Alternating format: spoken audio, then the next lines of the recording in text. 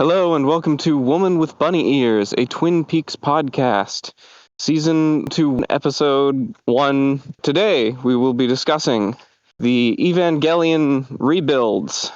There are 4 of them. I guess they technically go from 1 to 3 plus 1. I am your host, the First Impact, Flashy Man. This is your co-host, the Second Impact, Jason. Joining us today are our very special guests, the near third impact, the Sultan of Swing, Hello. and the fourth impact, Kulak. Hey, you can follow me at Substack at anarchonomicon.substack or on Twitter at from Kulak. Very cool. Well, we're going to discuss these series, and I just want to start out by saying, they're pretty good, but they're no Evangelion. That's approximately my whole opinion. That's your flashy take then? Yeah. Yeah, and I mean both parts of it. It is pretty good, but it's just like regular anime movie good. Now, Yeah, which regular anime are you comparing it to? Are we talking like Ghibli regular anime movie or something like Akira? I guess it would be something less classic. It would be something like Akira, except that I've read sources claiming that Akira is like the greatest science fiction movie of all time. I didn't think that was true. I just thought it was pretty good. I mean, it's up there.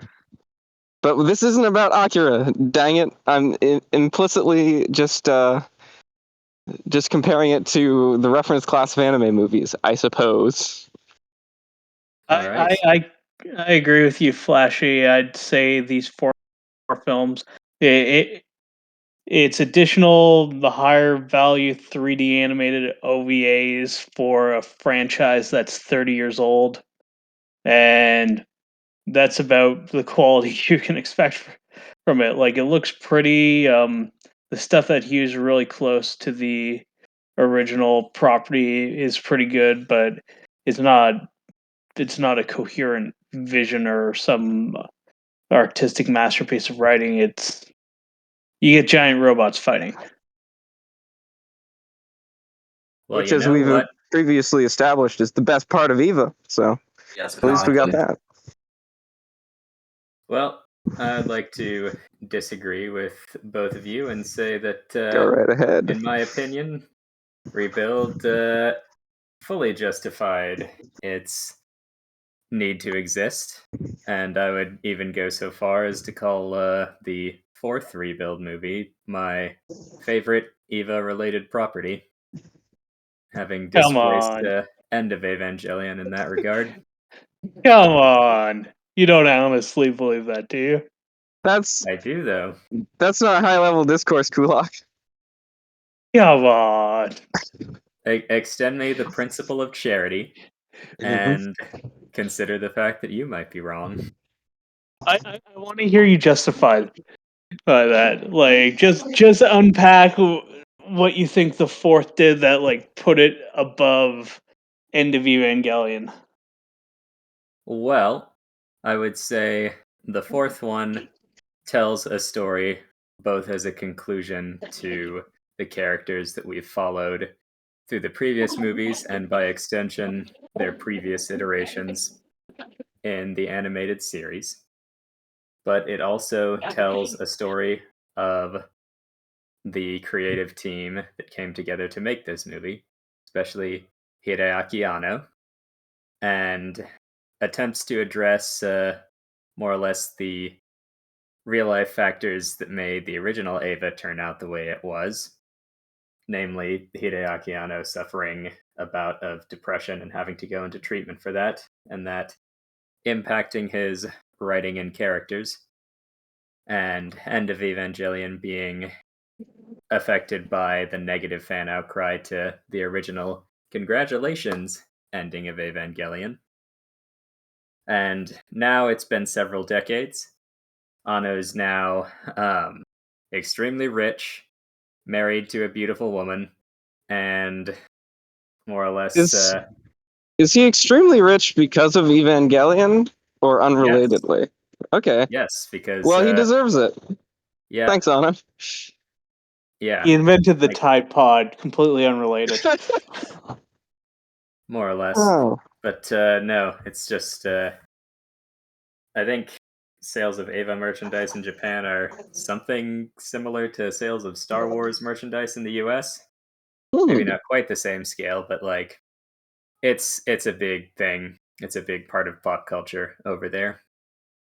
So, you're making me think. Is that why there's a big time skip in like between movies 2 and 3? Is it so that he can talk about how there was a big time skip between the original series and now in the productions? In a way, Hmm. let me describe how I saw it, Go ahead. and it may have landed differently for you, Flashy, because you saw the original series and then saw the movies like a few months later, Yeah. whereas I saw the original series maybe 10 years ago and then saw the movies in quick succession last year. And my frame going into it is like, man, these movies bring back the memories of watching this series back when I was an emotional teenager. But I've come so far from then. I'm now an emotional adult. But yes, but now these characters, they seem to be more or less the same. They've got like a slightly different setup this time around. But are they just going to stagnate? Are they just going to retread the same path? And then the third movie comes along, and I would argue that the main theme of the third movie is stagnation, because so many years have passed, and the Ava pilots are still the same. They haven't aged at all. That the curse of Evangelion is that they remain emotionally stunted teenagers, and that finally, in the resolution to it, in the fourth movie, they discover a way to finally surpass the limitations and find that happy ending that they've been looking for so long. Hmm. Yeah, Y- I suppose so. You see, like that's the subtext text of it, but to my mind, End of Evangelion did that first and more subtly. Like, obviously Anno, the original Evangelion series, like they didn't know they were going to make a movie retconning the original ending and like having a bigger budget and all that when they made the series. So they made the series, and then how long later was End of Evangelion? Like 2 years. They had End of Evangelion after Ano had like gone into treatment, had some success, and was like, "Oh yeah, I had this massive successful series under his belt." And then he revisited all the themes in End of Evangelion and like had a redemptive ending, even if it was like subtly hidden and still a ton of dark stuff. Like Asuka does fight to her full potential and like gives everything and loses everything, and it was all right. She came out of it okay after her third impact. Shinji does finally fight on his own, not running away. Like to my mind, all those thematic points that the Rebuild series kind of lingers on were all done subtly in Evangelion. Yeah, I can understand that, but I still think that the fourth movie was ultimately a more satisfying conclusion in my eyes. Insofar as the way I'd contrast the two is that End of Evangelion features Shinji and I guess also Asuka, who's basically the deuteragonist of the original series.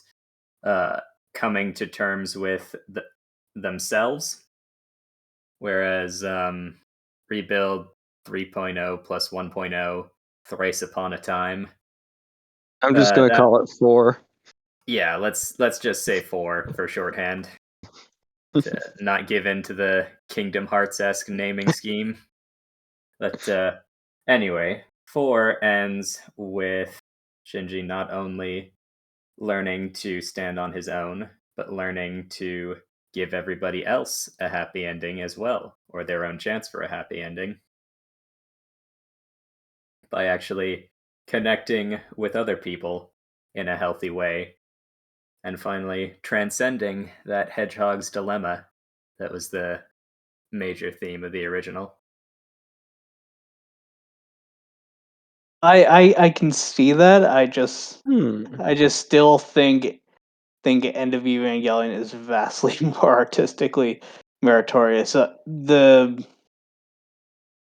Rebuild films, the first two were just retreading the kind of franchise setup in a fairly interesting way, but the latter two really felt indulgent to me, like right down to the Karu piano sequence and stuff. Like I'm not like Evangelion. Like there were certainly indulgent elements in the original series, but this seemed to tip it way over into like the fan servicey, just like having long scenes of tending fields for the sake of having long scenes of tending fields. So too gay, basically. Too agricultural. I see. Even worse. Yes, of which obviously the gay stuff is a subset. Someone's plowing someone. Yep. Yeah, Got because Ba-dum-poo. Kaoru does end up going off to farm melons with Kaji at the end. That's the opposite of gay. That's true. But Jason. yes, Jason. What about me? I'm supposed to give a hot take. He's not here. What? Can you guys not hear Jason? I can hear him. Test. Okay. Hello? Can anyone hear me? Yep.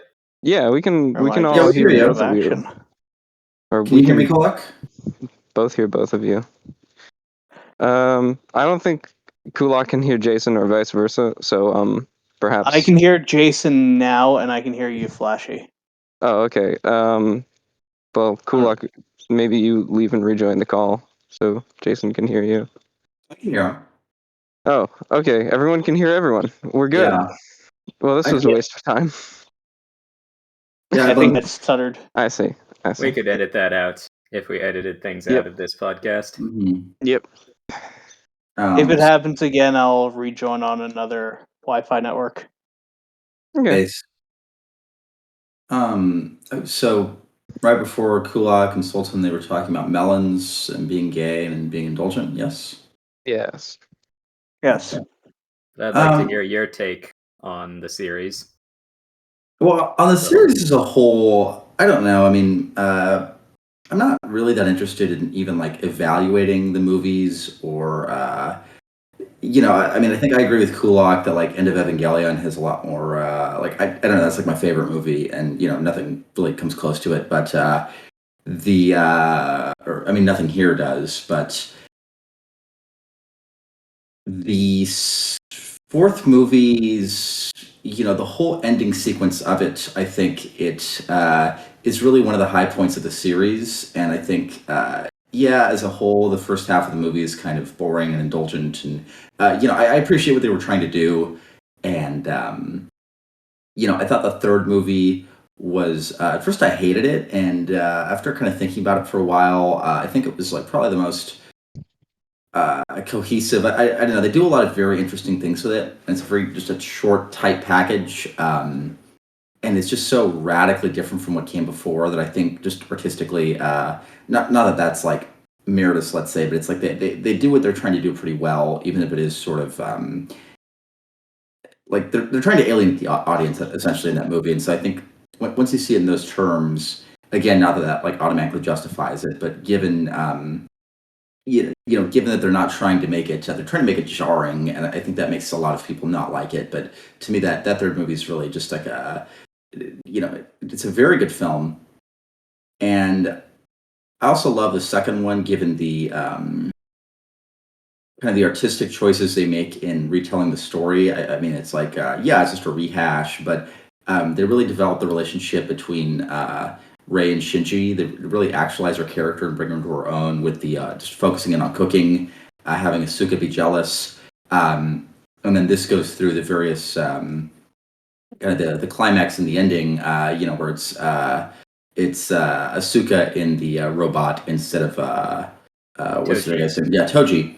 And it's Shinji kind of it's him choking her again, recreating the scene. It's a plan end of Evangelion, and I think it just I don't know, that's just like better, like it's tighter writing to have her in there, but then just kind of have that meta aspect. I think it adds so much more. And then just the ending to the second movie I thought was just beautiful when he just like crawls in there and becomes a god and like flays his own skin and gets Rey, and then she's still got that Walkman, and then the world ends. I mean, it's just so it's just such a left turn, but it just really is. The whole movie's building to that, and it just it lands really well emotionally. I think in a way that I don't know. I'm hard pressed to find something that just is executed that tightly in the series. So yeah, I mean, overall, I like them. They're not as good as End of Eva, but they have some very good moments, and I'm glad they exist. I'd certainly say the second film of the Rebuild series holds its own the best in terms of like plumbing new character with the tension of like the giant robot fights and the ending of the world and like the emotional turmoil of Shinji. Like it revisits the plot of the Toji death in the original series, but it does it in such a more gripping manner that like I will be rewatching the second Rebuild film. I probably won't be rewatching 3 and 4 just because that's so much more of an investment, and I wasn't as impressed with them. What would you say your opinion was of the series as it went along, Flashy? Well, in the first half of the first movie, I thought this is just a shot-for-shot remake of bits from Evangelion. This is pointless. And then the second half of the first movie, I was like, okay, it's kind of like an interesting sort of retread of it. And then in the second movie, I was like, they have redone Evangelion interestingly and well. And who doesn't want more Evangelion? I certainly do. And we finally got the Gendo lunch arc everybody wanted. Everyone has been clamoring for since day one. Even though the meal got canceled in the end. Well, that's all part of the arc, the end of the world. That was incredibly well written. That entire sequence, like you really got into the mindset of those characters in a way that just didn't happen in the original. Like you certainly don't. Maybe I need to revisit it, but I didn't see anything like that within the dynamics of the original. I think Gendo is a lot more humanized in this version of movies, which I'll get to later. I also liked that what we were just talking about, how it's Asuka and the robot this time instead of that other kid. Toji. You'll have to forgive me because it's been like a month since we actually watched this, so all the names and precise details and boundaries of movies they're all fading away from me. They're all tumbling down, if you will. But it all if I remember, to nothing. It does. If I remember correctly, there's sort of a fake out that I find really funny, because if I remember correctly, they receive some sort of like a phone call from Toji that says, "Yeah, my sister's out of the hospital and she's fine." And you're like, "Wow, what an uplifting change from the original series." It's like, "Oh, now Asuka's in the robot." Uh-oh. Yep. So I thought that was cool. I don't know. That's not important. Anyhow, then the world ends and whatnot. And I thought, my God, this is incredible. We're gonna have 2 whole movies of just the third impact. This is gonna be great. And then our boy gay moon Jesus comes down and just shoop, stops the end of the world. I thought, oh, well, we'll see what happens. And then we had 3, and I didn't really like 3. I would have been all right if it, just changed things abruptly, because I'm down with novelty and switching it up and whatnot. But I just didn't like it. I thought it.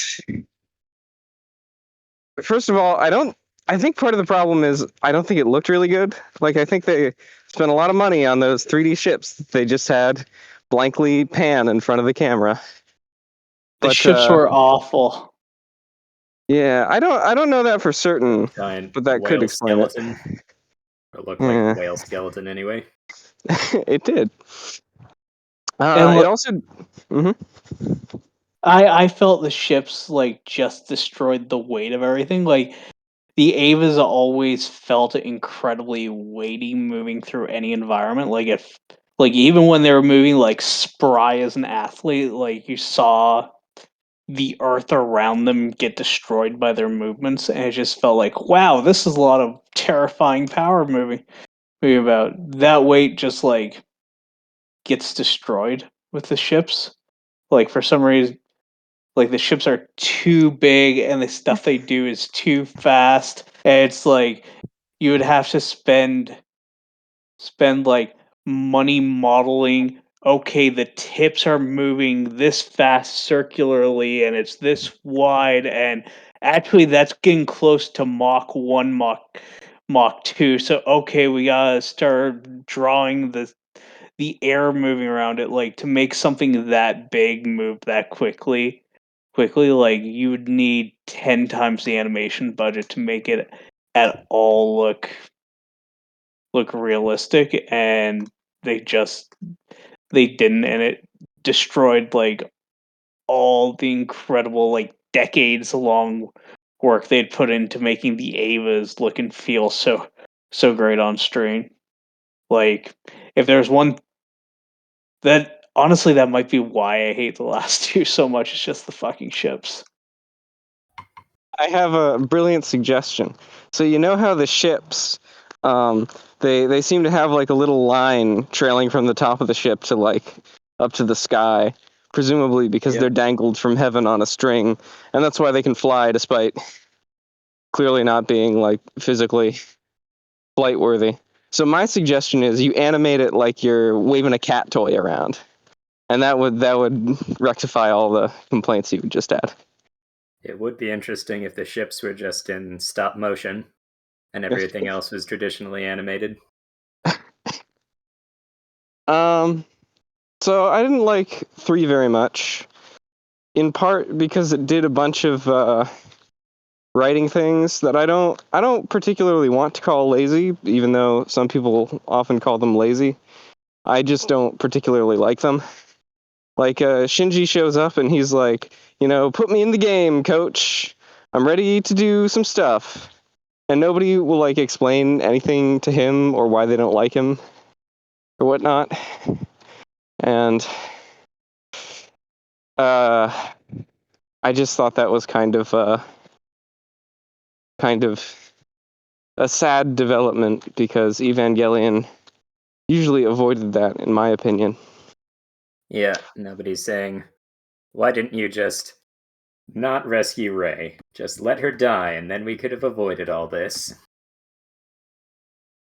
Let's see. Yeah, that's definitely like a terrible trope. Go on, sorry to interrupt. Well, I had a related complaint. Actually, I should go over something in the middle, which is half complaint and half half compliment, which is Shinji like shows up at, I guess, the abandoned nerve headquarters, except it's not abandoned, it's still functional, and he gets food through his door, even though he seems to be one of only 4 people in there. So who's preparing the food? And partially I don't like how he spends his time there. He's like, I don't have anything to do. But even once he finds people, he like doesn't start pumping them for information that would be extremely useful to his character. You know? Like asking them what happened in the past, I don't know, 15 years or whatever. Seems like Kaoru sort of volunteers that information, though. Yeah. I did enjoy, first of all, I did enjoy that Gendo, like, shows up, has one line, which is basically, you must pilot the Evo when I tell you to, and then just leaves. Very cool, classic Gendo. Yeah. And I also like... no interest in being a father.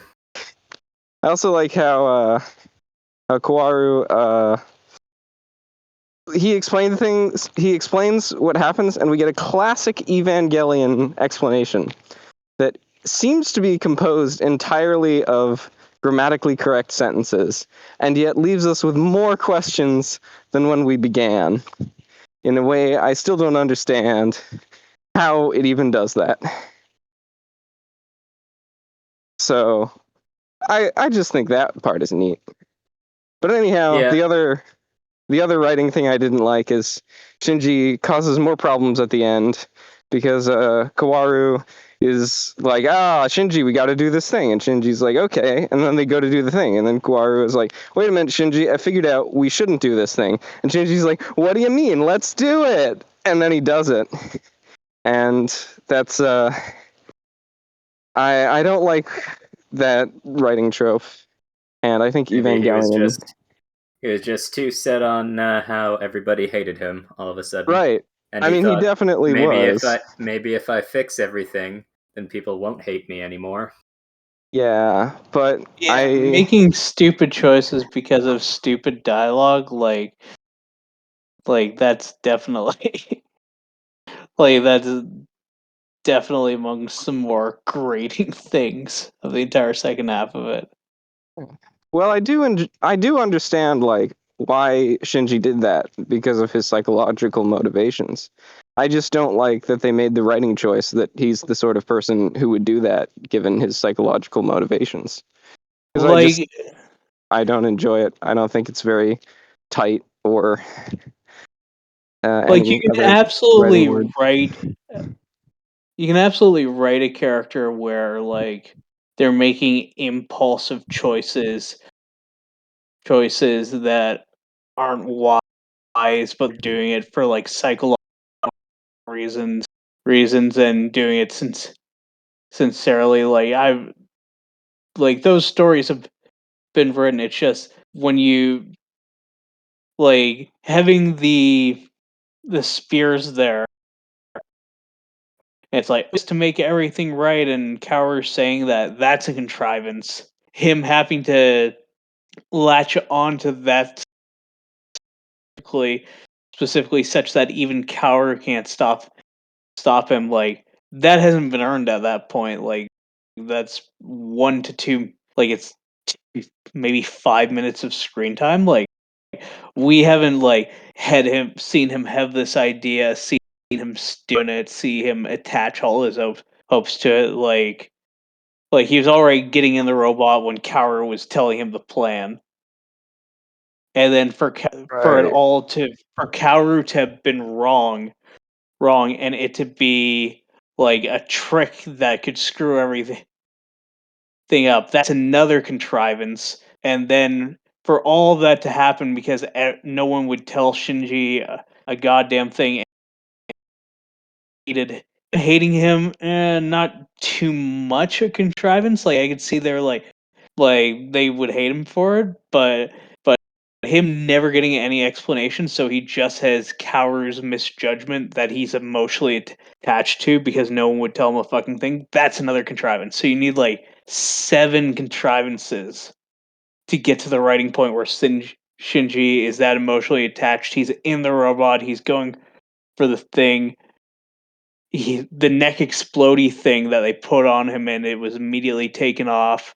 That isn't there to stop him. And no, it's a trick. It's a trap. Like none of that entire like plot line is organic in any way. Like at no point could you think down and think, well, maybe this would happen, or this seems like a logical sequence that would happen.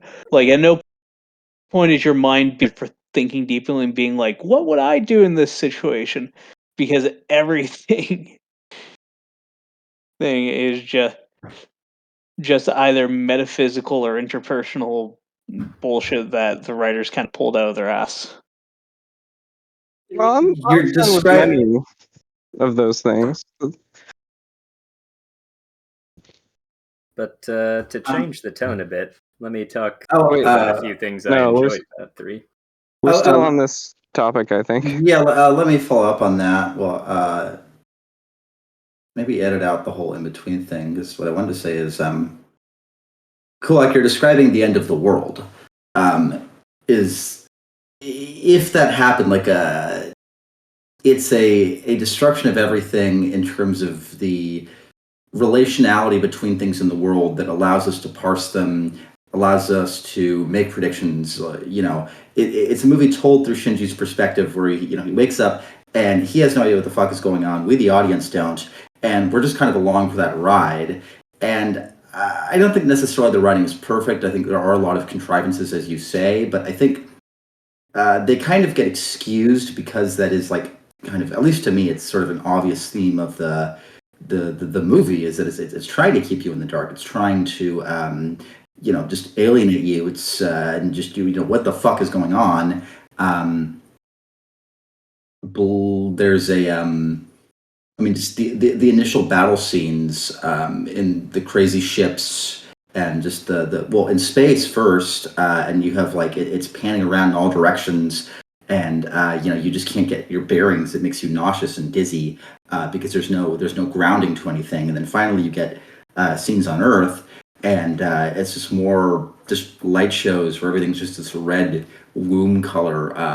And the sea is red, and there's giant whales, and it's just it's like, what is this? And you're just confused, and that's about how Shinji feels. And the movie kind of develops. Once he goes over, he meets Kaoru, and then there's kind of the gay love arc, and then just kind of the schizo explosion at the end with the lances, and nothing really makes sense. But that is what it means to be in a world that has ended, and then you come into a new one, and it's like being in a different country or something. There's just different customs, and you just don't understand what people are doing. It's just going to be unintelligible to you. You have to be immersed in something, in a sense of place and belonging, to really get your bearings on things. And I think the way the narrative coheres is not through because traditionally, there's just that beginning, middle, end structure where the beginning sets something up in the world of the story, which kind of establishes itself, and then as you kind of parse the logic of the story, you start to make predictions, and in those predictions, the end should naturally follow and be something where, okay, there isn't something obviously further from this, or it sets up a sequel, but there's a wholeness and a self-contained sense to the events, and in one sense, I do think that the movie does strongly imply that the end follows from the beginning, and that people keep they're afraid of Shinji because he's inevitably going to end the world, and like you can kind of tell it's leading to that schizo madness again. But it's not doing it so much in terms of the logic of the story, so much as kind of our expectations of, oh, this is an Eva movie. This is this is what they're rehashing or what they're trying to do. It's that, and then just kind of there's a kind of a aesthetic, like poetic coherence in the colors and the scenes and the mood shifts, where it just kind of it feels like one thing leads to another, even if when you try to think about it, it doesn't make sense because we don't know that world. We don't live in it. How are we going to make predictions in it? And I think the movie's doing that very intentionally.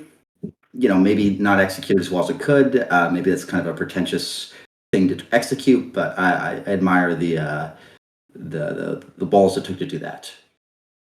I feel like I knew a lot more than Shinji about crucial plot points, which made this movie a little bit frustrating to watch. Because, he spends like 10 minutes asking, why does everyone hate me? And I'm already like, well, clearly you just went, Incredible Hulk at some point or something in the past 15 years. Yeah. Just use a little deductive reasoning, Sherlock. I was taking a very long nap after that, though.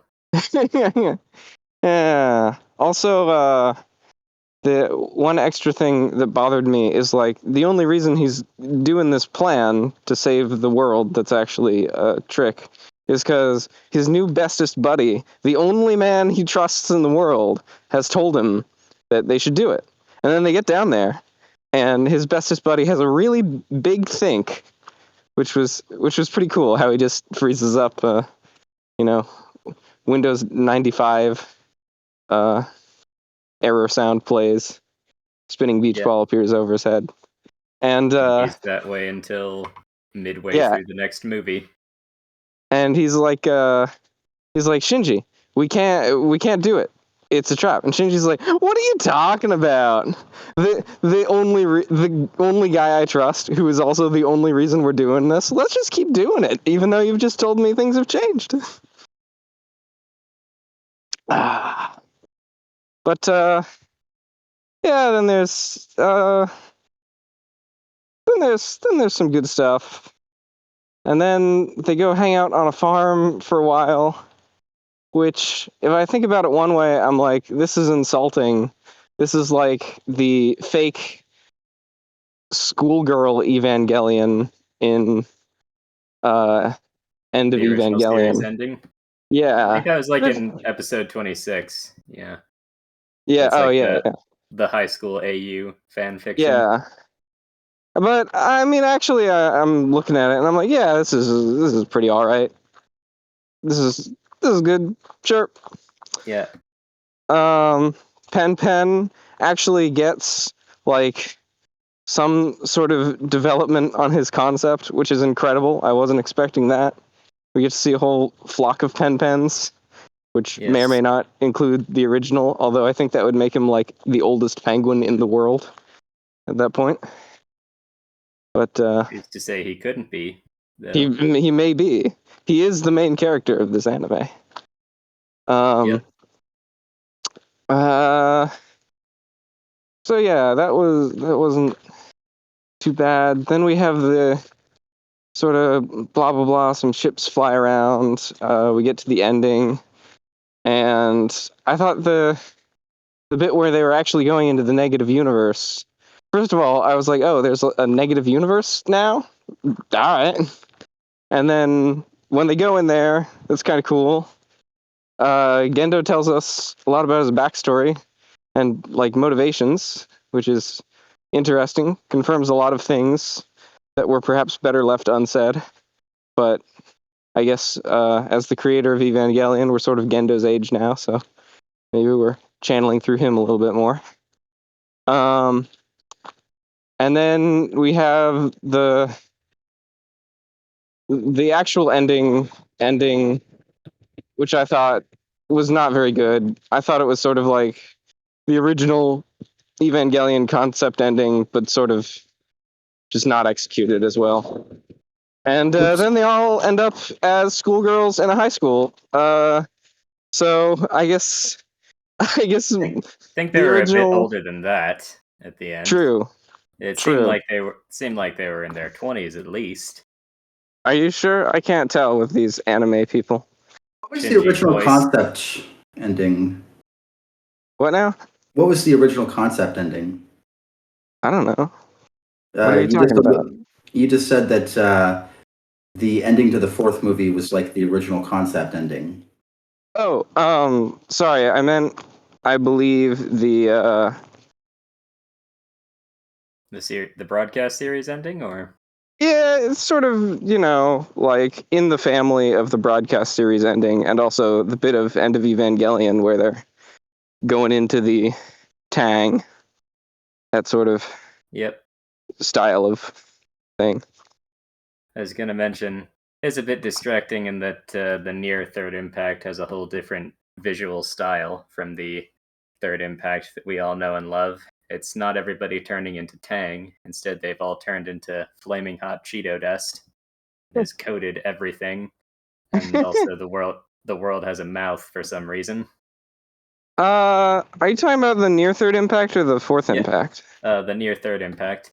And the fourth Because impact. I was thinking it looked a lot like the purple. beginning of the third impact that we all know and love, so it would make sense. Possibly. But just a change of art. Whatever. They were making it again.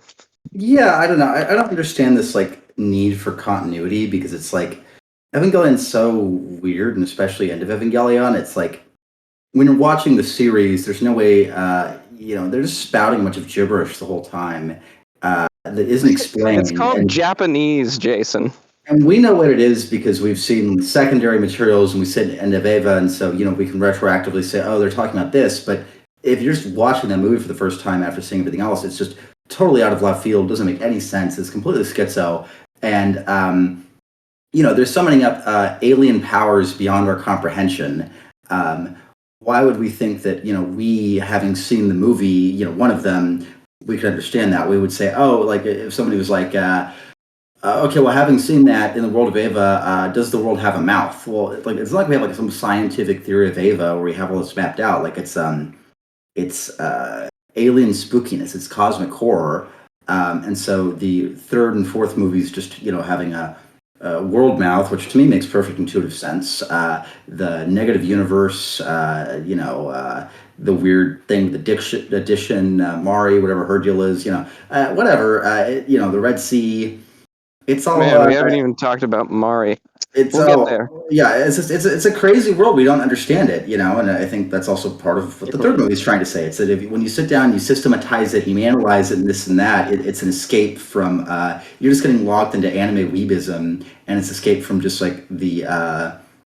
The sheer beauty of it all, and two, the core work of change and.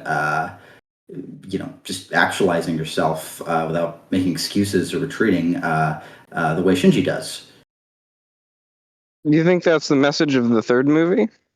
No, I don't know if that's the message of the third movie precisely. I mean, I think the message of the third movie is something about kind of it's something meta. I think Anno, like when he makes Mari, he says like I don't know anything about this character, but I want her to destroy Evangelion, right? He's like the movies are they're almost anti-Evangelion. I mean, the ending is literally he destroys Evangelion and then they go out to the real world. That's the ending, and it pans up and it goes, this is Anno's hometown, and he's running off with some chick that we barely know, instead of the waifus who are sitting off over there ignoring us, and he's just shit all over all of our what we might have wanted. All your fantasies. Yes, exactly. One true pairings.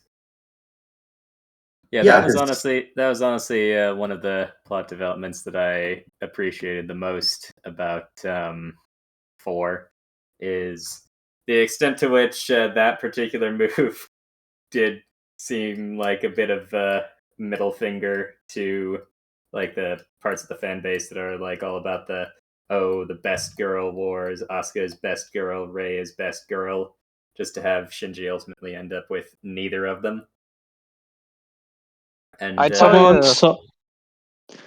you what a great move they could have made was, which they were too cowardly to do, and also chose not to because of symbolism. But I prefer my thing is they should have made Asuka 30 when Shinji meets her again. That would have been an incredible. Actually, I forget how long the time period would have been, but it would have been an incredible move. We get to see a whole new side of her. She's had normal emotional development in the past. She's oh, hello again, Shinji. That could have happened. That is what happened. She just doesn't have the body of a 30-year-old, but that's exactly what happens. She says explicitly. Yes, she says, I used to have a crush on you, but I became an adult before you. She never became an adult. She did much more adult. The one scene at the end. She lies about it in her underwear playing video games. Oh, like an adult. That Okay, sounds yeah. pretty adult to me. Yeah, Yeah, that's No, what I it's do. And Yeah, I'm an doesn't adult, mean so. she didn't become a good person or get over her emotional issues, but she is very much like this is how a 30-year-old Asuka would act. It's not like, you grow 30 and you're going to change. People mostly just get worse and worse and become like further caricatures of themselves that are just like, uglier and dumber and like shitty dying bodies. That's what aging is. I'll give you a hot take. People definitely improve and in their personalities between 15 and 30. I mean, sometimes they can get worse, but they definitely have a lot better. I don't know. It's often stated as mastery of their So what emotions. you're saying, Flashy, is that you're on Team MILF with Hlynka. Yeah, sure. Why not? Yeah.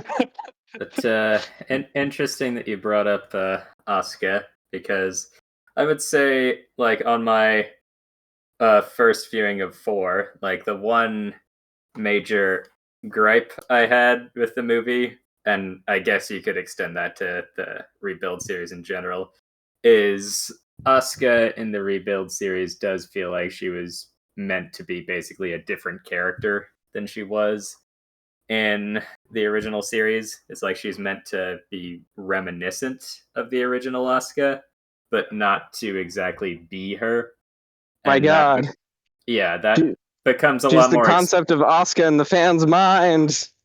Well, it becomes a lot more explicit in the 4th movie, where we get the confirmation that this Asuka isn't the one that had the trauma related to her mother killing herself and everything, but this one is just like a clone that's been grown just as part of a series, and she's the only surviving one. It almost seemed like was giving Asuka like the resolution that you'd expect of original series Ray or something, because it's Asuka finally discovering that she's got a family in the form of Kensuke, of all people, Shinji's other school friend who wasn't a pilot for a giant robot. That more or less seemed like it was a resolution to somebody else's character arc, as opposed to, well, the Asuka that we're familiar with, her character arc. I feel like you're deeply disappointed, Sultan, that Shinji neither winds up with Kensuke nor Kaoru. I can imagine you Well- there at the end while he walks off with this new chick, just white knuckling rage, holding onto the side of your chair.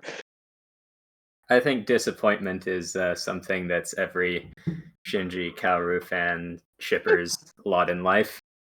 You've always got to confront the fact that in any time loop, Shinji's gonna end up killing Kaoru and is gonna be plagued with guilt in that fact. Even Kaoru knew it, because it seems like Kaoru was the only character who was properly aware of the looping timelines. Yeah, I'm still disappointed that we never got the promised. Can you guys still hear me? Yep. Yeah. Okay, my internet cut out for a second. I'm disappointed that we never got the promised. Oh God, I'm forgetting her name. The Major Kusaragi. I'm disappointed Misato. we never got the promised Shinji Misato relationship that was there the whole time from episode 1. I think we'd have to like put Misato in the space crucifix and keep her on ice for N years, and then make Shinji an adult. And that's how we would have to do that. Wait, was Lilith just a symbolism for Misato the whole time? His consuming roommate / mother figure? Yeah. I guess. And eventually he's got to come to terms with the fact that she's got a son of her own who's Shinji's age, well, Shinji's biological age by the time of the fourth movie. Yeah, that's disappointing character development for both of them. Well, I think it's fine. I found it interesting that you could see that Misato was sort of becoming even more a female version of Gendo by the fourth movie, because she's got a son of her own and is neglecting him in My God. service of her mission, the same way that Gendo was neglecting Shinji for the whole time. But I guess the motivations are maybe a little bit different. Like they Yeah, don't make it explicit that she neglects her son because he reminds her of Kaji too much. I guess you could make that argument, but that might be reading into it a bit. does he remind her of Kaji, or does he remind her of Shinji, the other surrogate good child / Freudian person in her life? Freudian person. Yeah. Well, Yeah, the it's primary Freudian relationship. Also, she had May- daddy issues too, so that was Maybe she one gives wonderful Shinji the cold character. shoulder because he reminds her of her actual son. Oh, yeah. damn. That's one possible take. Another one was No, that's that dumb. It's because he other one murdered was so many that people. No, I think she says that explicitly, or that's alluded to. Mhm. There's like a scene with her on the elevator, and she's talking to that other girl.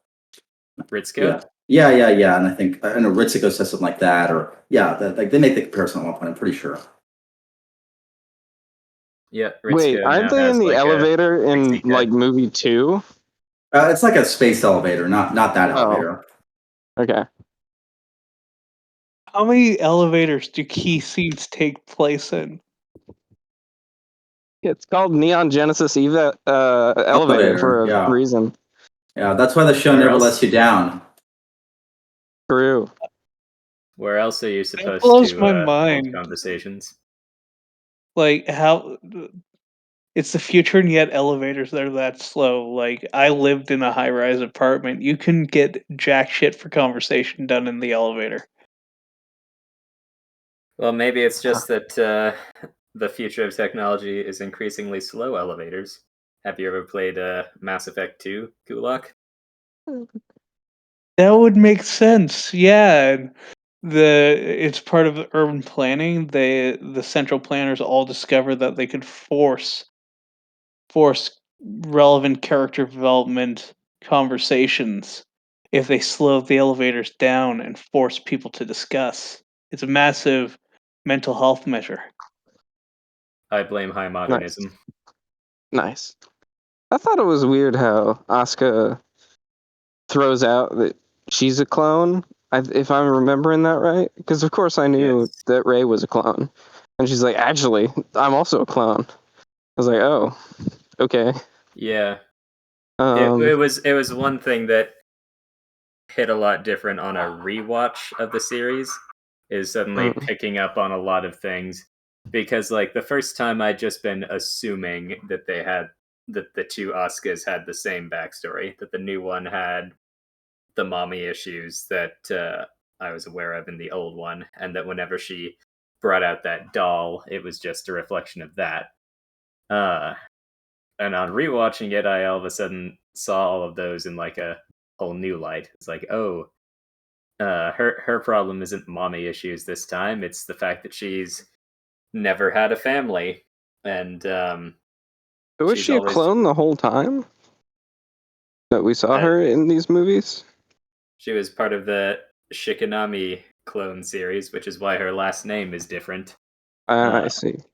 Yes, and if we want to pivot to Marie, Wait, Marie's no, name I don't is want to pivot to Marie because okay. first Never I want to mind. say, my God, they're genetically engineered to be Flanderized.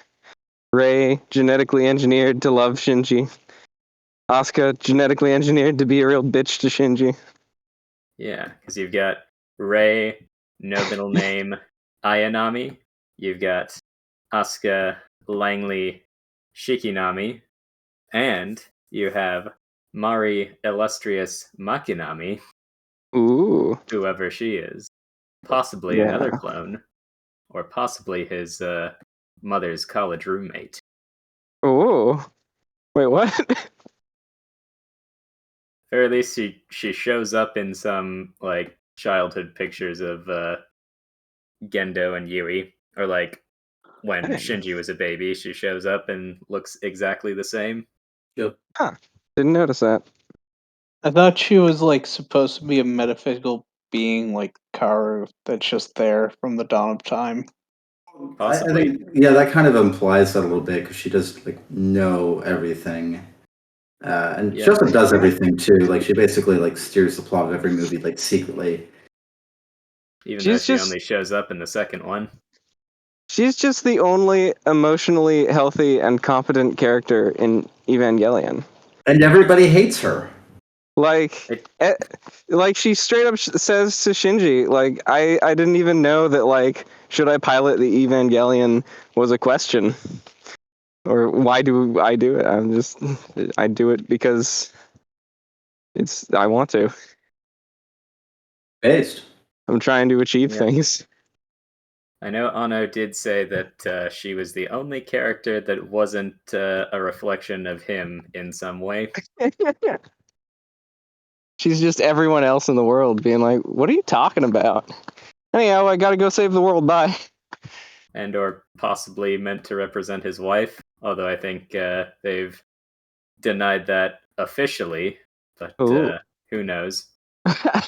I don't know why you would deny it officially if it were true. Like, who cares? It's a big-breasted woman that the main character, who's an author insert, marries, and she was only added after he got married in real life. I wonder who she could represent.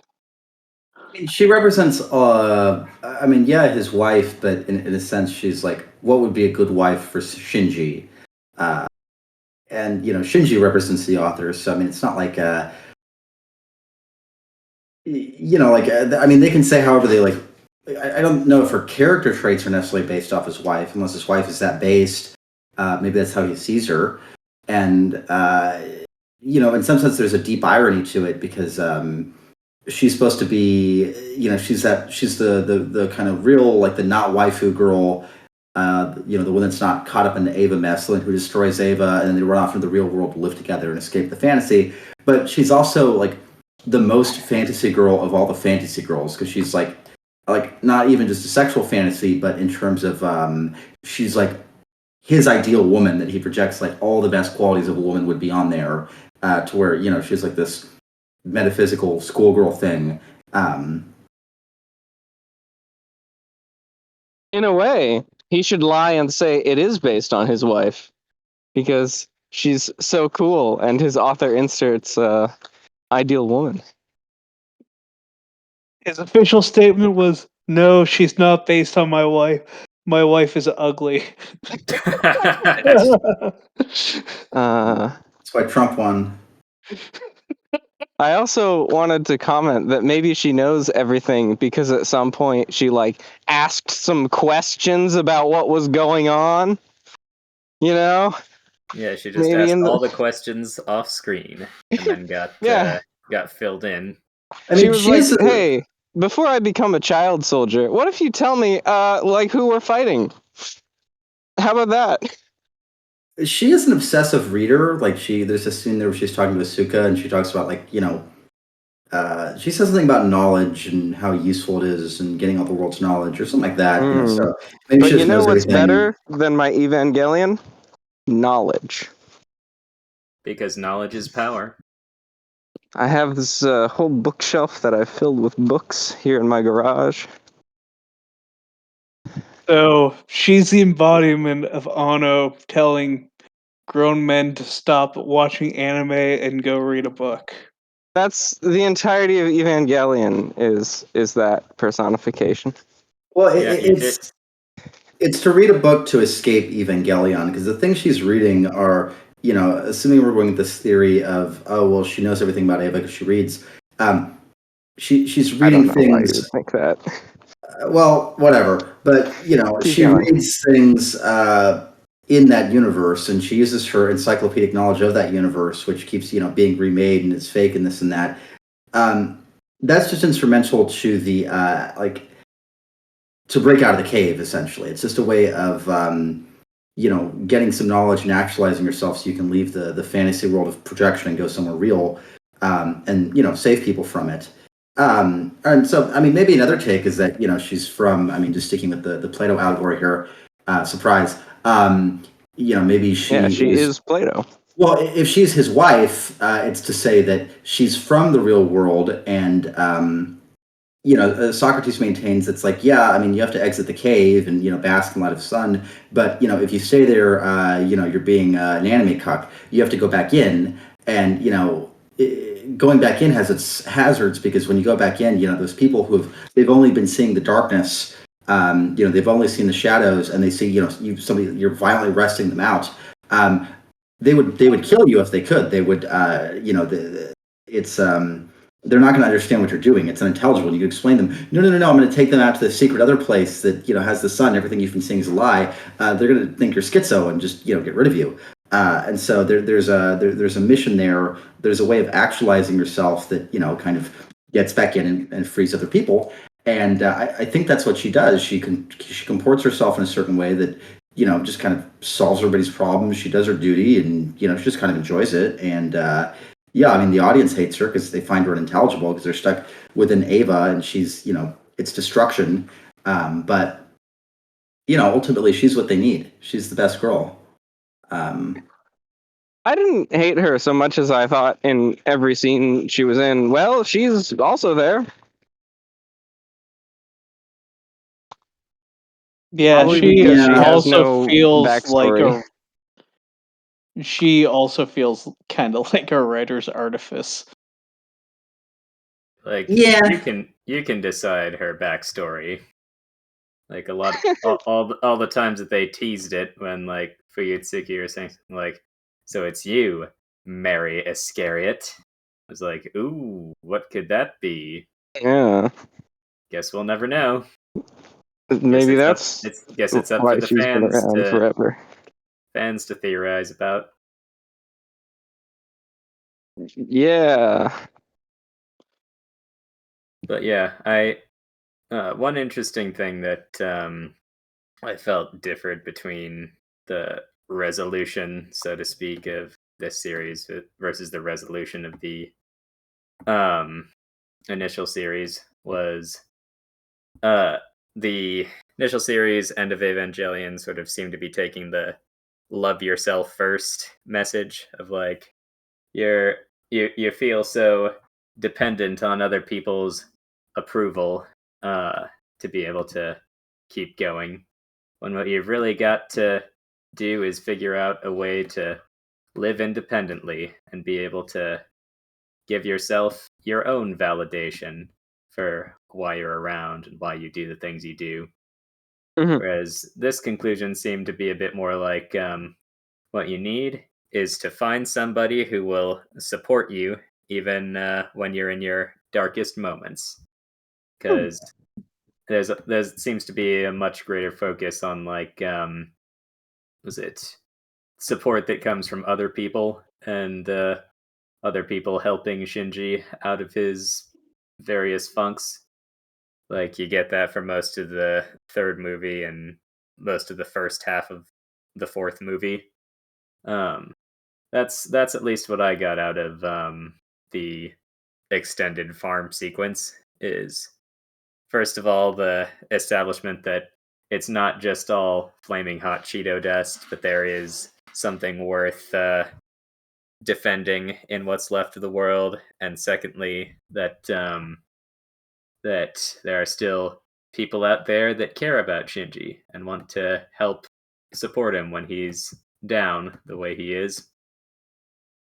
You didn't think that the message of the farm scene was that if you're depressed, you should go outside and touch grass? Well, there's that too.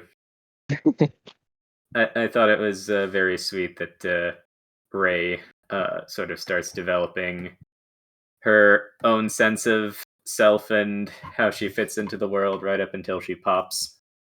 Yeah, Yep. I thought that was good too. Yeah, I think. Oh, her and Fuyutsuki were the only two characters to actually get tanged in 4. I'm not quite sure as to what the significance is there. Who's Ryutsuki again? The old guy who is Gendo's second in command, who Oh, is yeah, always with him, scheming his schemes. true. It may or may not be Kaoru's dad. That's an original take if I've ever heard one. I thought that was implied in one of the scenes that that there was an implied connection between the two of them. Possibly, but I sort of figured that Kaoru had just came from the sky, or in this case, came from the moon. It just He came popped out of from a a coffin. circle of caskets on a moon.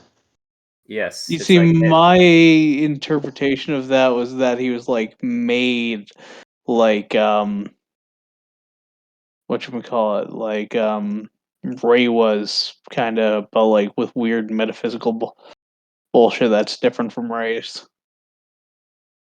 I felt like that I was might have completely misinterpreted that. There's a lot of Don't they like go around the moon and like see him? Is that what you're thinking of? they like start excavating body of possibly Adam on the moon, and then he's just sitting on top of it, just peering down at them. I don't think they really acknowledge him until the very end of the second movie. I don't know. My takeaway from the scene with all the caskets was just a very meta commentary on how like cyclical all the retellings of that story was. Like with every subsequent reboot of the franchise, that Kaoru would come out of those coffins, and he'd know that he'd always be falling in love with Shinji, but inevitably dying on him. I guess it's just so confusing to me because it never seems to be referenced again. And also, it's only happened twice. So, are they just planning ahead? What? What do you mean it's only happened twice? Well, they only did one series of rebuilds. So Okay, yeah, I mean, Yeah. I he's think only appeared twice.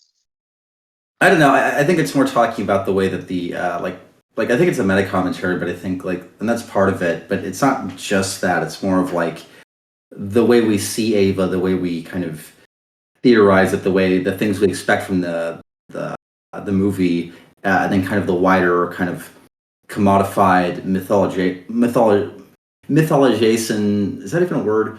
It gets me- Jason, it's you. yeah, hell yeah, dude. Okay, yeah, hell yeah, I'm keeping that.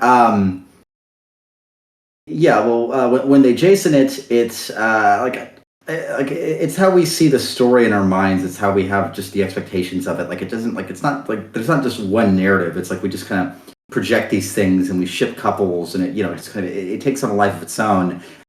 Which maybe we see less here in America, but I mean, I think in Japan, where it's like something like Star Wars, there's all sorts of Ava just video games and products and this and that, and they just kind of they live in this little toy realm where like Ava's already a fantasy, and here's like a Ava fanfic that isn't even like actualized in that. It's just kind of this same vague story that people are kind of summoning up, getting sucked into, and so it just kind of it's a commentary on how repetitive and trite and just cyclical and meaningless it is, and that it has to be escaped. It's just well,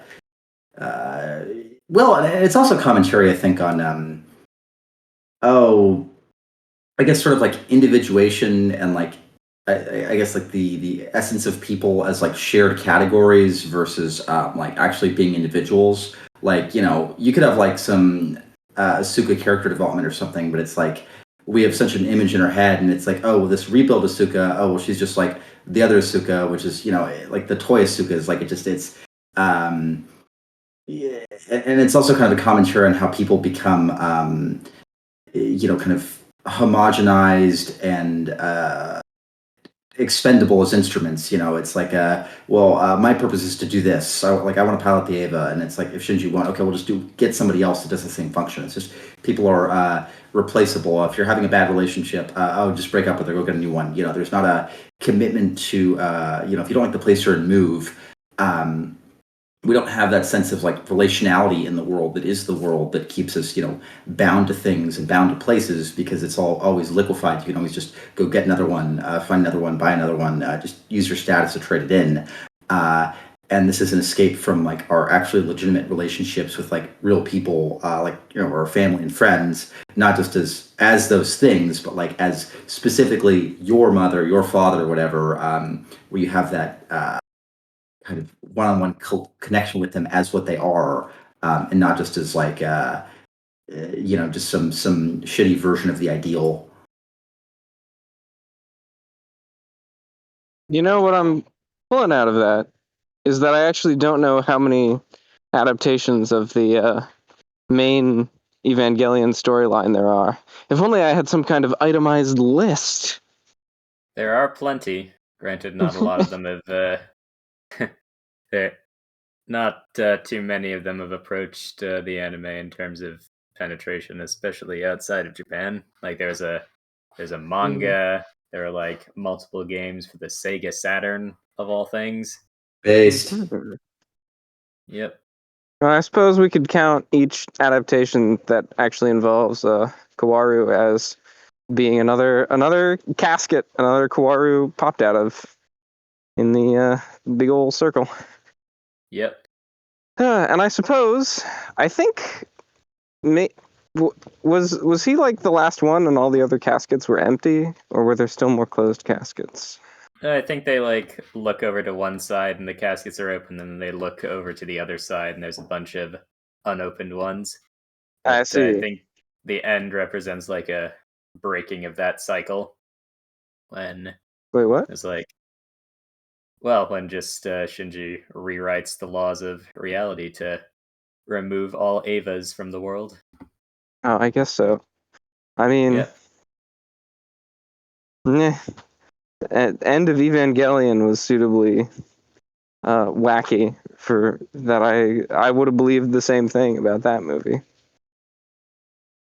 but I guess this time we got into negative space, and once you get into negative space, you can do anything. Yep. Supposedly, Ano wanted to have this be his last involvement with the franchise, and wants other people to potentially take up the mantle, much like Gundam. You got like a basic premise, and then a lot of different people's takes on that premise. I don't I do. know how that could possibly work because each Evangelion that I've seen has been like set in exactly the same story. That's just been taken two different ways. Like, are we just gonna get infinite permutations on this one thing? It's not like you can say, oh, and then some more Evangelion battles happened, like Gundam, I assume, because the Yeah, I ending is guess all. we've yet to see what other people's take on the franchise might be.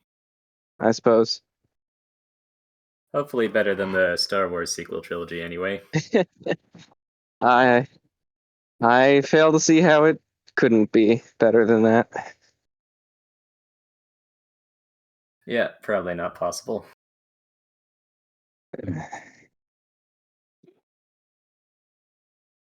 I am looking forward to, now that they've had the rebuild of Evangelion. I'm looking for the reboot of Evangelion, the restart of Evangelion, the relaunch of Evangelion.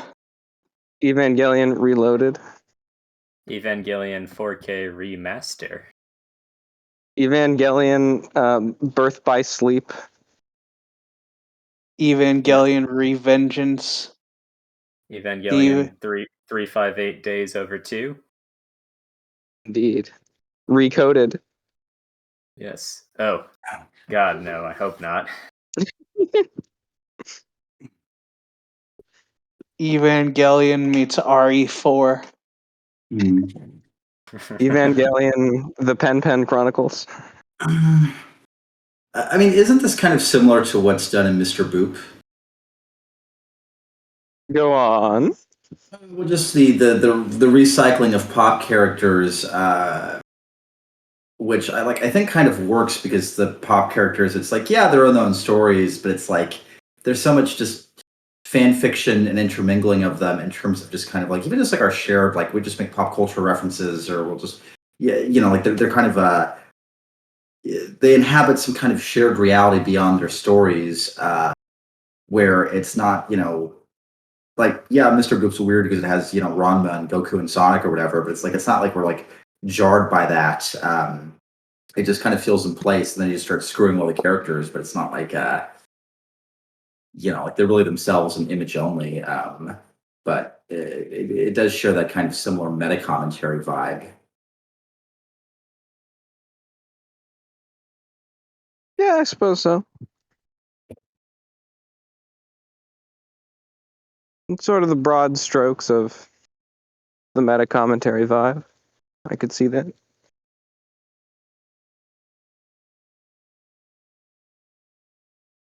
Although in the case of Mr. Boop, what it does is it takes, Betty Boop, who's a lost character, and then kind of revives her so we can talk about her again in something relevant. Whereas this tries to do the opposite in terms of like it explicitly it kills Evangelion. It tries to make it like, okay, this is not a thing. Stop stop consuming Evangelion, stop buying this shit. Just get out. It's they're almost inverses in that sense. Well, I mean, that message that you mentioned, it's like, stop liking Evangelion, stop consuming Evangelion. I feel like I got that more from End of Evangelion than this. That there seemed to be a sort of sense that Anna was coming to terms with like the fandom of Evangelion, with like the cultural impact of Evangelion. Was saying something like, "Thank you for making this possible, and now it's done." Yeah, maybe, or it could be like integrating them, like it's like maybe in bringing the Ava people to the real world. It's like you can see what real effect Ava has had, or and It's maybe making it's been anime real. successful. Yeah, you could read it like that, I guess. Makes sense. I don't know. I feel like both Evangelions, or I guess all three, have always been very kind and appreciative of people liking Evangelion. Even in the one of the two endings, it's like, take care of yourself. Goodbye. Oh, yeah. Thank you for watching Evangelion. Stuff like that. Congratulations. Congratulations. Yeah. Well, that makes me think of something. One of you said earlier is that the fourth movie is like it's the happy ending, let's say, as opposed to End of Ava's kind of schizo one. But I think, like, and it's like, I mean, like, yeah, and the fourth, like, I mean, my favorite part of the fourth movie is like just seeing like Shinji actually get his shit together, and he just acts like a man, just in control of things. He just does what he's supposed to do, and he just goes and solves all these problems. And it's just refreshing after watching him, quiver and mope all movie. But I did want to mention that I think this was just an artifact of like their movies, so they're shorter. But I did feel like all the characters were just slightly more explicitly just saying their character motivations. yeah, that was bad writing. Oh, okay. Never mind. Yeah, I mean, You're right. Yeah, in the case of Ray, I mean, they were doing it on purpose, but most of that was just, I don't know, it was bad writing. But anyways, I mean, one, it seems like Shinji does kind of do that in the original series, and wavers Right. back and forth. But two, To I mean, some it's extent. that ending, in the original show, the congratulations and all of that. I mean, that's Shinji getting over his problems, and it's like, yeah, I wouldn't say actualizing it, but it's, it is a happy ending. It is a, congratulations, and that's supposed to be the same thing that happens in Deveva, and how that is doesn't totally make sense. I guess his rejection of instrumentality and going back to the real world, but it's still supposed to be a happy ending, and I think it's still very similar to Eva 4 in that respect. Just Shinji finding himself. Hello, Yeah. Hlynka. Sorry, I didn't realize you guys were recording in here. My bad. I mean, do you have thoughts on Eva? Ooh. The Get in the rebuild goddamn mech, specifically. Shinji. Thanks. Oh yeah. Yep. I mean, do you find Shinji disgusting, given your background? No. I don't find him disgusting, but he is a whiny little shit. And he really needed... Ironically, he really needed... I hesitate to say a father figure, considering the context. But yeah, he needed someone at some point to just slap him upside the head and tell him to stop being such a whiny little bitch. Like, stop being selfish. Stop, just accept. If you're gonna be a coward, be a coward. Run away. But of course, All right. Well, thank you, Asuka. no, I actually like Asuka. I mean, I know. We I can agree tell. with Asuka. I agree with Asuka on most of these things. Have you ever had to tell someone to get in the goddamn robot? No, but kind of. Do you agree with Asuka in finding Shinji attractive? Stupid, sexy Shinji. Fuck. Yes, but hating to acknowledge it. So you. I'm just trying to flash figure that- out how to. That's like a have you stopped beating your wife type question. I sympathize with Shinji. Everybody's got that little. Everybody's got the little voice of fucked upness in the back of their head that tells them like, that wants to be selfish, that wants to just jerk off. But yeah, the whole point is rising above it. I suppose so. Where Asuka goes, where Asuka fucks herself up is that she won't even acknowledge that she has her own fucking fears and fucked upness. So she becomes really brittle. The first time something goes wrong, she just falls apart. Yeah, she is definitely marked by a downward spiral. Although we may be getting off topic and crossing the streams a bit in terms of original series versus rebuild continuity. Not at all. We then discussed various irrelevant things, including At the Mountains of Madness by H.P. Lovecraft, which I have elected to move into another episode. Well, this is relevant. This is where they find what is it, Adam in the first Yes, that's true. They series? do. Yeah, yeah. This is Adam was There's one Adam scene was where what was in the there's It's one just a scene place. where Gendo is with a bunch of ships in Antarctica. It's this huge mystery. What did he find? What's he doing? What?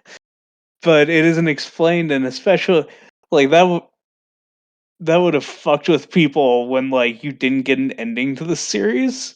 Like you still didn't get an ending with End of Evangelion. So many plot threads are not like closed, but Well, if there really is some crazy Evangelion shit in Antarctica, that'll explain why the international treaty explicitly forbids maidens pure of heart from traveling to Antarctica.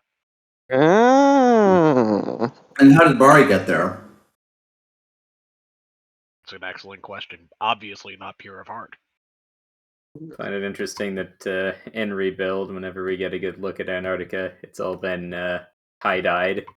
It's just like this big rainbow-tinted void where Antarctica used to be. well, And that's where something to do Second with- Impact hit. Yeah, which turned the oceans red in this continuity. Yeah. Well, that's just the turning the water into blood. Yeah. Oh yeah, It's phytoplankton. like it is like the plagues, the largest red tide. No, it's just the Wine Dark Seas. It's a return to the classical way of seeing things. I mean, people keep saying that there was some weird something going on with the Greeks about the wine dark seas, but have you actually looked at the ocean at sunset? It's pretty kind of dark bluish red. Pretty wine dark, yeah. Yeah. Yeah, like it's purple more often than it's blue. Like, yeah, be at the right time of day with no weather. Like, aside from that, it's purple. Yeah, I've always thought that was like one of the dumbest takes that still gets perpetuated. Like, there's no evidence for it except for like, hey, this poem keeps calling the sea wine dark. That's weird. Maybe they couldn't see blue. Like just No, that's I'd never heard this theory until you brought it up now. So you are now responsible for propagating it. Sorry. yeah, just like Mario. It's Ironically. retarded. It's like the bicameral mind, where the what was that guy who posted on the mod a long way back? He was talking about how like the ancients didn't have a concept of like emotional reality, so that's why they believed that the gods were talking to them. And then it's like I basically posted this big effort post. I was like, you do realize that the entire text of the Iliad is talking about Achilles' internal monologue, pretty much. Got him. No. Yeah, but the internal monologue, like the god, like if you read it, the gods like it's not Achilles thought better of this. It's Athena appeared at his side and whispered in his ear. Oh right, and we've been talking about angels and devils on each other's shoulders for how long? Since we inherited them from the ancients who didn't understand emotional reality. Duh. Yeah, but it's weird that like a trope that's only in The Simpsons now as a visual gag, like appears in like the most dramatic pieces of Greece, like at the ultimate moments. Not just then; it was a trope like for thousands of years of literature. Yeah, but the interpretation that the past was way more schizoid than the present, like that strikes me as inherently plausible. Where are our Adam Smiths today? I mean, you can say it's more schizoid without saying like they were like didn't understand emotions. Like it just seems like they're schizoid, and also Homer was better at poetry than literally everybody who ever lived. It's a good poetic device for showing people's emotions and the gods at the same time. It's like it's really brilliant. It's almost a better way of modeling emotional states than the way we think of it in terms of kind of the sense of detachment and the personification of them. I mean, it's just so rich. But why can't it just be a good poem? Why does it have to be that like, oh, well, they're too schizo to understand this? Like that just seems like a massive leap in logic when there's many simpler explanations. Oh no! I interpret it as them being far less alienated from their inherent schizoid character, as opposed to like moderns who have to externalize their feelings as a complex, which they then have to pay tons of money to a psychologist to reify. Yep, that's sure concept complex. Come back next week to talk about your complex. Only for the rationalists to fuck it up by reinventing the gods on your shoulders. Cough, Moloch. I want to interject that schizoid is actually like almost completely opposite from schizo. It's like when you don't have emotions. Carry on. Who else said schizo? Did anybody say schizoid? I might have. Yeah, Kulak has been saying it might have. repeatedly. Inflammable means flammable? Well, What a country! Invaluable means valuable. You see, this is one of the things I like about Russian. Ploha. Go bad. on. Yeah. Ploha means bad. Nie ploha means good. Based. Literally. Nice. There is no good and bad, only bad and unbad. You know, in English, not bad means good too. I know. But I like the fact that they actually put it as a word in their dictionary. Yeah. I love that. Like for the longest time, philosophers are like, "Is there truly evil, or is evil just the absence of good?" Whereas, meanwhile, the Russians are asking themselves, "Is it truly good, or is good just the absence of bad?" Yeah, it's a good Much. question. Based. It's a good Very question. Russian question to ask.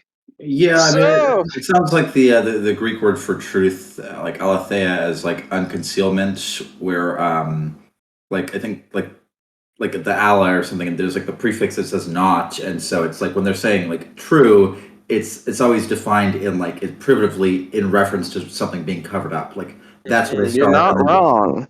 truth is secondary to that, and like I don't know, I think that's like that can be much richer, and then truth becomes kind of the like empty thing by itself, whereas concealing is like that's something tangible that we know. Same with good and evil. I feel like evil's much more easy to see than good. Mhm. Does anybody have any final things they want to say about Evangelion? I'd like to say goodbye to all the Avas. Wave bye-bye.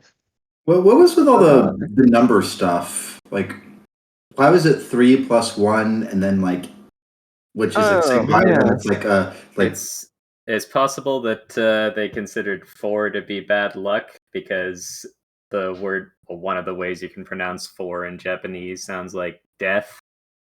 So Oh. maybe they wanted to do that as Hmm. an anti-bad luck thing. So I So noticed that's that the difference between Japanese and like Anglos when it comes to war stuff. Of course, you're Yeah. gonna want to name your frickin' death machine Death. That's the most badass name for a death machine ever. hell yeah. I did notice that at the very start of 4, essentially, you had like a bunch of the mass-produced robots that are like legs next to like a geometric torso, and they were called something like Mark 44 or like the Mark 4444, and that seemed maybe a bit deliberate. Yeah, well, The because whole you see them death getting motif. destroyed when all the Avas die. Like it's like you see like 1 and 2, and then it's like all the in between ones are just like weird spider monsters, and it's like Mhm. what is that? And then it goes back to like the new ones, and I don't know. That was kind of creepy. Fun scene.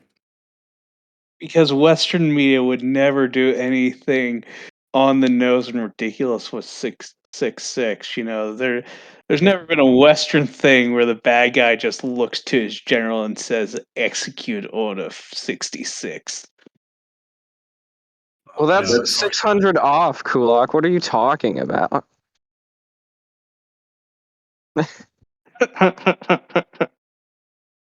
Based. Okay. I was thinking that it might actually have been because like 3 and 4 were supposed to be the same movie, but like I had no basis for that. I was just like, why they do that? I mean, they've got completely different titles in Japanese, to be sure. There's not the whole you can not rebuild or redo, that kind of thing. But let's see. I was curious about something in 4 is when they're doing all the psychoanalysis at the end, it switches to Kaoru, and there's a part where I don't know, it's like going through like his emotional problems or whatever, and it's saying like, oh, he's just like Gendo, and I guess I kind of saw that as him being like a Shinji's like father figure he like latches onto, but I didn't really get the connection.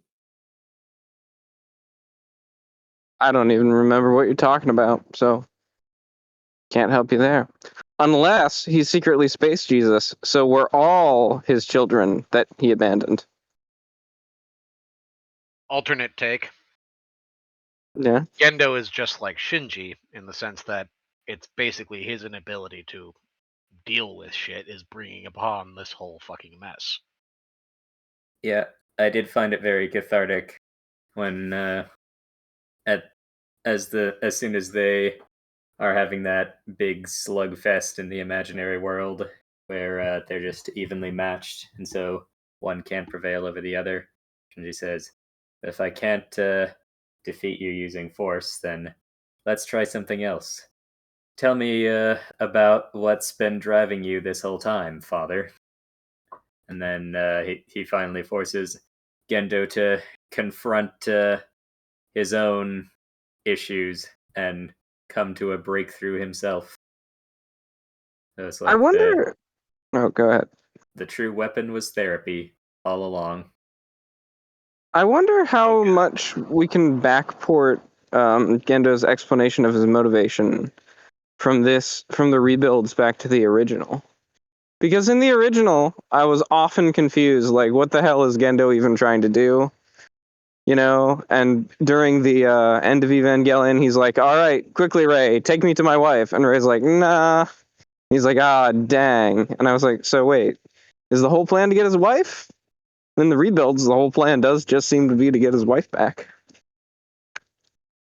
I mean, his plan is to become God so that he can get his wife back as a kind of a secondary thing. It's like he's stuck in a fantasy and he's using deification as a kind of excuse to that. Like, it's instrumental for that purpose because he can't let go of the fantasy.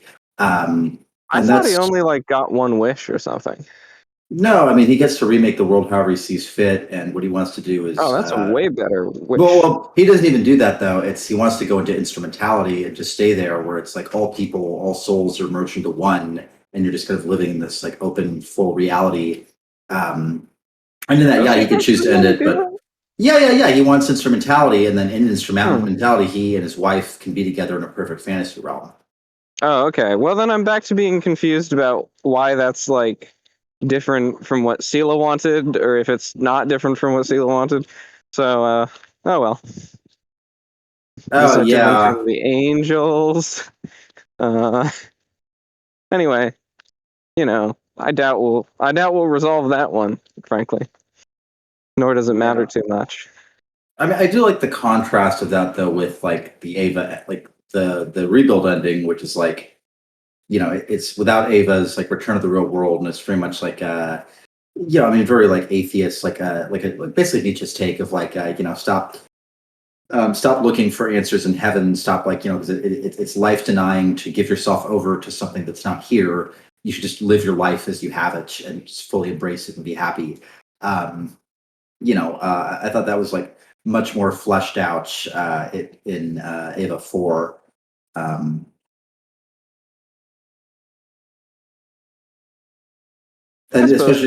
especially given how schizo it all is with the anti-universe and just all. I mean, it's just like it's such a wonderful juxtaposition from that to just like just a couple running off on the train with like some pop music playing. Like it's like, yeah, that's reality.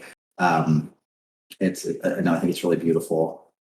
I'm suddenly reminded of all those Hallmark rom-coms in a circuitous way, because it could be much more fleshed out, like just the moment where you decide to run off from a train station and go live your life is not actually fleshing out I don't know. Find meaning in your life.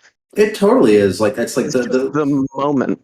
No, the single most powerful moment in that movie, I mean, maybe all of Ava, honestly, is it's like Mari comes up to her and she's in front of him or something, and she's like teasing him, and you're just kind of seeing Shinji, and then all of a sudden like Shinji like pulls her glasses off and calls her cute, and it's like, oh, this is like the first like actual manly behavior we've ever seen from him. It's like, oh yeah, like he's a man now, like it's just he's just doing, and she's like surprised, she's like, oh shit. And he like takes her hand and like leads her off into the sunset. He would have never done that before. I'll take that for the sake of argument. I didn't, it was a fine moment, but like as I'm saying with the rom-coms, it's like that's just one moment. You didn't actually flesh it out. You just alluded to the fact that I guess people are going to do that now. I mean, that's what makes it powerful. If it was more than one, like I don't know, if you had like a whole bunch of moments of it, like it's not the story. This is like the ending. Evangelion 5, baby. Yeah, no. Evangelion 5, the Hallmark Channel returns. Well, less is more. It's like Sele Strikes Back. Shinji, do you have any fishing boat proceeds? They make an another 20 episode series, but it's like Arthur for Grown Up, where they're just making mature adult decisions and sorting through their problems in inoffensive ways. That would be interesting, but I think Evangelion might fall apart because we would immediately, like, Shinji would be like, so what are these angels anyway? And someone would be like, well, here's everything we know about the angels. And you'd go, oh, that makes sense. It should be in the, like, post-credit sequence where there aren't any angels, just them doing their taxes and getting their kids from soccer practice. And then Shinji has an affair with Asuka, and they have to get through that. I was reapplying the concept to the original one as a thought experiment, but yeah. Well, I think we've mined that vein of Shinji doing his taxes. It was a rich vein, though. Don't patronize me. Do It was your crap. goddamn taxes, Shinji. Real men don't do their taxes. They burn their social security cards and flee to Acapulco. Says the Get guy in your living in Toronto. Get in your W-9, Shinji. Accounting needs it. Fill out your TPS reports, Shinji. Shinji gets in a motorcycle accident and kills himself. Yeah. Ooh, a little close to home. Yeah. Oh no, my sync rates are flatlining with my own body. Ah! The Ava won't move, and neither will my legs. Ooh, this got dark, and I like it. Hell yeah. If only we still Tendon had has giant robot died, and the technology. entire arm might follow it. What? I was joining in on the dialogue, but it was something that actually happened to me. Oh, nice. I hope your arms are good. It's getting better. It's Yeah. moving around for the most part. The nerve should go back. Nerve? I can wiggle my thumb a bit. Oh man, yeah, that department has a whole nother meaning to me right now. Yeah. I guess I did like how the third organization in the third movie was named Villa. I just another good one. German word. You picked another German word related to soul and nerve and now Yes. will.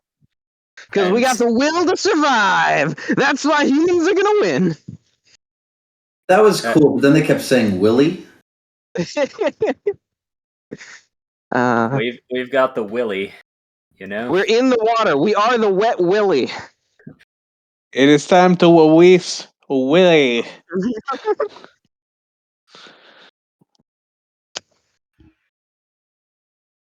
I did enjoy the flamenco-inspired battle stations music in the fourth one. No real commentary on it besides that. I just thought it was cool. It was cool. Yeah, it's like you've heard the familiar motif so many times, but just adding some castanets and some Spanish guitars makes it feel brand new. Well, most things are improved by castanets and Spanish guitars. I still can't stand those ships. Yeah. I was going to mention how the ships also had German names. I was constantly looking up. It was like the original sin, the reconciliation of God and man, the redemption. Oh, I didn't notice any of those. It's all Those in are German, actually so some badass ship names, I gotta say. Yeah, but it's in German, so it's like the Büse, the Erschissen, that kind of thing. Such a succinct language. I prefer the American convention of just combining Native American sounding things with numbers and letters. Well, that's actually the convention is we name our ships after rivers, mountains, and that kind of thing. But a lot of them have Native American names. I thought you named your ships after mediocre presidents. That's That a too, recent that too. trend. or very obscure naval figures. You gotta throw them a bone. They've earned it. Or towns where the Wright brothers invented airplanes.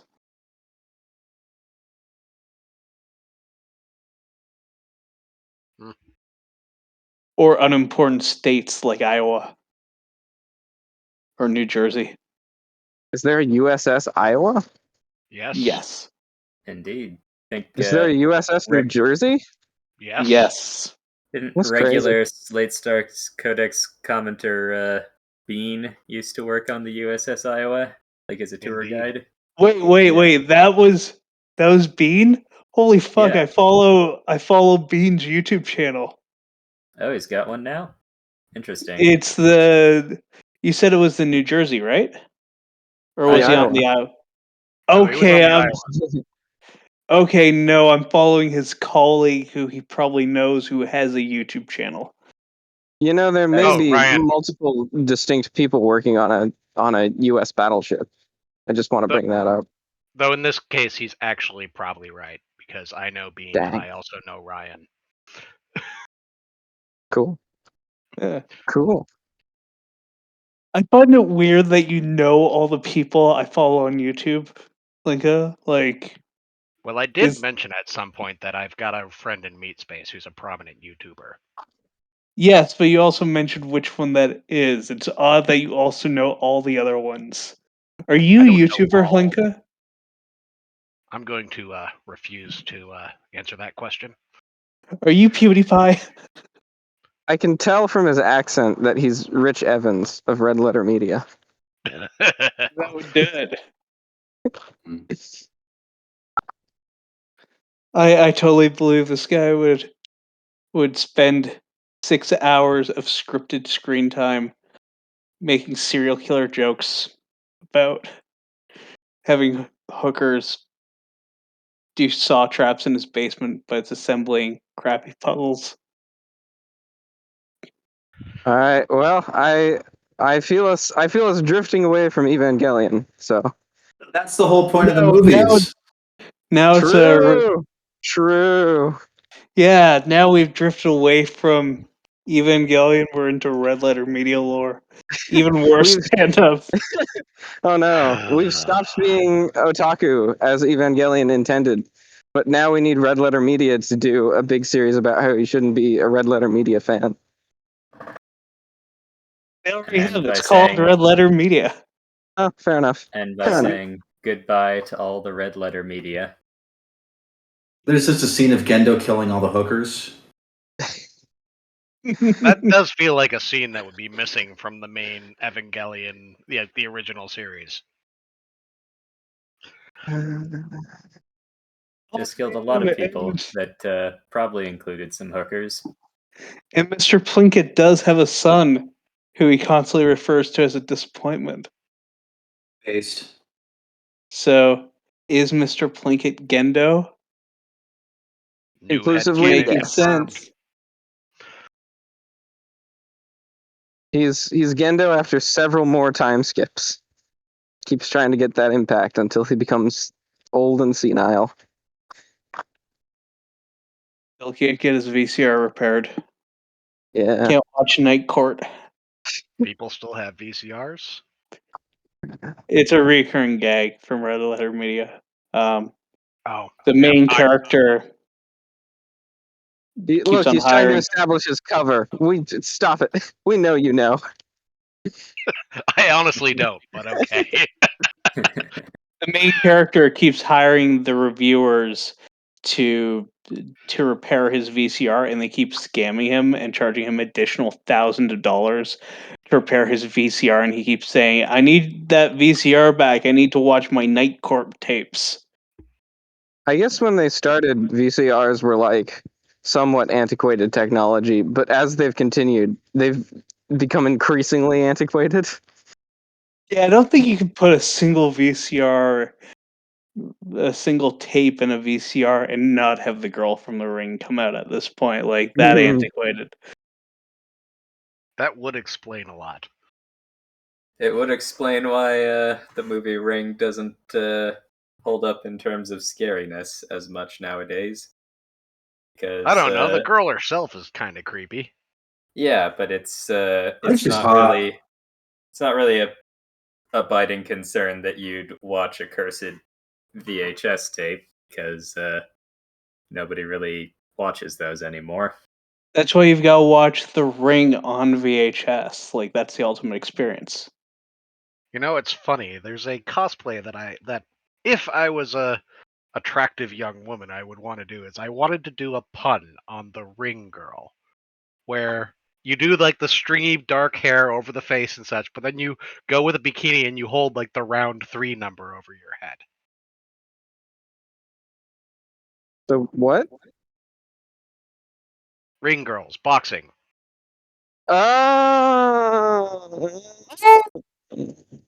Sorry. Took a second. If you have to explain a joke, it's not funny. I guess I'm. No, it would be a No, good visual gay. Yeah, I just couldn't really visualize it correctly. Also, boxing takes place in a square. What are you talking about?